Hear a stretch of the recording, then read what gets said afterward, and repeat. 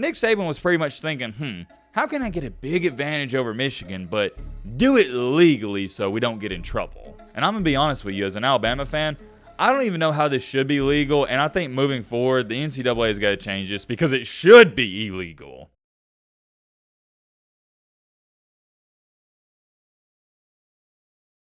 So you've heard of the Michigan Manifesto, but brace yourselves, because now we got the Bama Manifesto. It's as simple as this. Nick Saban and Alabama, they're playing chess, not checkers. And Nick Saban yet again proves as to why he is the greatest of all time, because he doesn't sit back and let things happen. He makes things happen. He takes the bull by the horns, and you gotta admire it, and you gotta respect it. And I know some of you are sitting there saying, Matt, what in the crap are you talking about, and what in the crap is going on? Well, let's just say that Nick Saban in Alabama has found a way to gain a big, and I'm talking about a big-time advantage over Michigan, but in a legal way. What Nick Saban just did is about as close as it gets to cheating without labeling it as cheating. And I'm going to continue to go back to this. Yet again, you got to respect it and admire it. We're going to talk all about that. And oh yeah, by the way, I hope all of you are having a great Friday. If not, hope this video can make it a little bit better. Bowl season, it starts tomorrow, and I don't care if it's 6-6 teams, 7-5, I always love watching the bowls. We also got some other topics to speak on in today's video, including, apparently Oklahoma fans, they're not happy with Dylan Gabriel. And also, one of Auburn's quarterbacks just hit the portal. We'll speak on that a little bit. It's safe to say,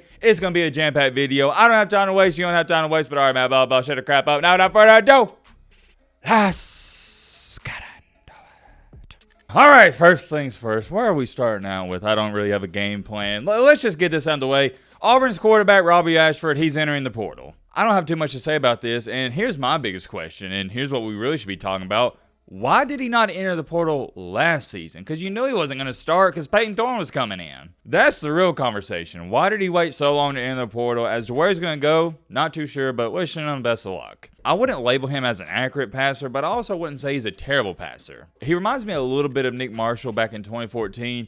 I don't know, maybe he can go to a smaller D1 school and have a great career. I guess we'll have to wait and see. I just really have a hard time believing any serious college football team's gonna go after him. Moving along here to our second topic, and this is really interesting. So we all know Dylan Gabriel, he entered the portal and he winds up going to Oregon. That's all fine and dandy. Well, now it's being stated that Oklahoma's offensive lineman, Caden Green, who by the way is one of the top offensive linemen in the entire portal, he may be going to Oregon as well. Why does this matter though? Why am I talking about it? Because a lot of people out here don't think it's a coincidence. They think Dylan Gabriel was pretty much tampering and trying to convince him, hey, leave Oklahoma and come to Oregon with me. I wouldn't say that's too far-fetched because come on now, you don't think Dylan Gabriel's talking to his teammates and whatnot? That happens. They're teammates, so you can automatically assume they was talking about potentially teaming up somewhere else. I'm sure Dylan Gabriel might have told him, hey, if I go to Oregon and you enter the portal, you should come with me, bro. Here's my 2 cents on this, and we gotta get a move on. Let's just say this was some mastermind plan that Dylan Gabriel drew up, that he was gonna leave Oklahoma, go to Oregon, and take the top offensive lineman with him. Even if that is the case, which by the way, don't really think that is, I don't have a problem with it. I don't care too much. A lot of times in sports, players, they're package deals coming out of high school and in the transfer portal. If you know anything about this, please fill us in the comment section. And also, if you think something fishy's going on, let us know as well. Moving along here to our third topic. Yes, 3 topics before main topic. Check this out. The news came out yesterday, and I can't even believe we're still doing this. But a Georgia lawmaker has sent a letter to the CFP committee demanding the Orange Bowl between Florida State and Georgia gets added to the college football playoff. Really? Really? I'm asking you a question. Really? Are we still doing this? So at first it was Florida State throwing a hissy fit, which I understand. They're mad. They went undefeated, didn't make the playoff. But now it's Georgia? What are we talking about and what are we doing? Look, man, I didn't even mind Florida State being too upset about it because they won all their games. They did everything they were supposed to do. But Georgia, you lost against Alabama in the SEC championship. You could have controlled your own destiny and you didn't. This right here, what you're currently looking at, is the epitome of dumb. It's just dumb. That's the only word to use. I had to share that with y'all because I just thought it was ludicrous and ridiculous. But now finally moving on to the main topic, the main encore, the main reason you clicked on this video. What is going on with Michigan and Alabama? As we all know, Michigan had the huge scandal this year where they were stealing signs, and I'm not giving you a run through. If you don't know what went down, go watch some of the previous videos. We probably made 15 separate videos talking about it. Connor Stallions was the man behind all of it, and he created this 500-page manifesto plan to take over the Michigan football program. Guess what happened yesterday, though, and it took over the college football world by storm? Alabama, more importantly, Nick Saban hired former Michigan linebackers coach George Hilo. To give you some context, Hilo was with the Michigan football team during the 2021 and 2022 seasons. Why is this important? Well, you know what I'm about to say.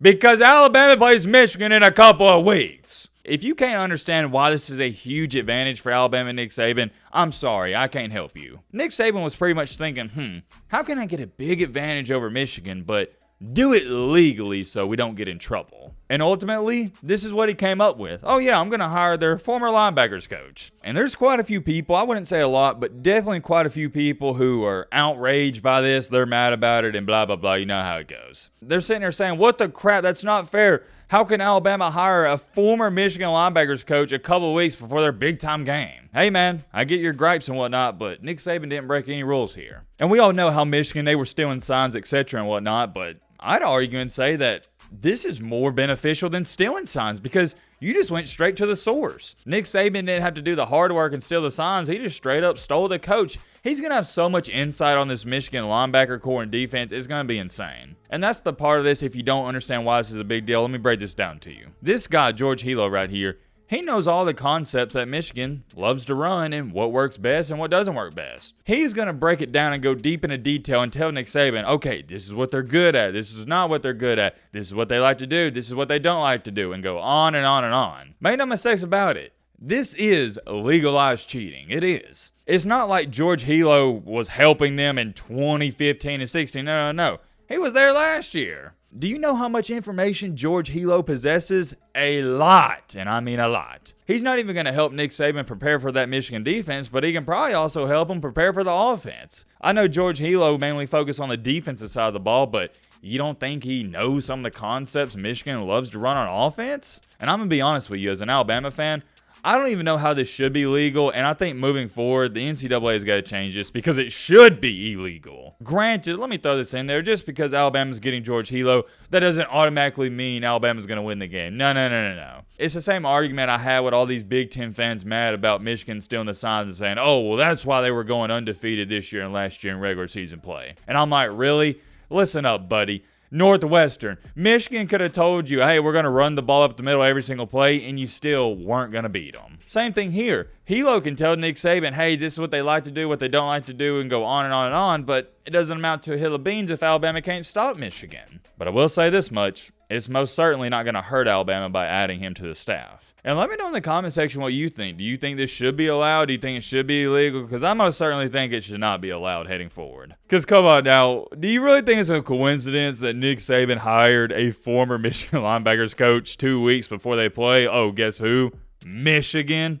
I don't think so. Not a coincidence whatsoever, but hey, don't hate the player, hate the game. You already know though, before we end up this video, we gotta take a look at some of these comments. Alabama literally paying for an edge/intel. These guys all look for any advantage they can get. And people freaked out over some cell phone footage of sideline signals. Somebody said Connor Stalions is next, and dude, what a plot twist that would be. Could you imagine if Alabama, I don't even know if it's possible with everything that went down, but imagine Alabama hiring Connor Stalions. That'd be next level. And y'all know how I feel about Stalions. I've stated that dude's a psychopath. He's crazy, but I genuinely admire the respect and hustle he went to just to get to where he's at. This guy did everything in his willpower to benefit Michigan football. You gotta respect it, or at least I do.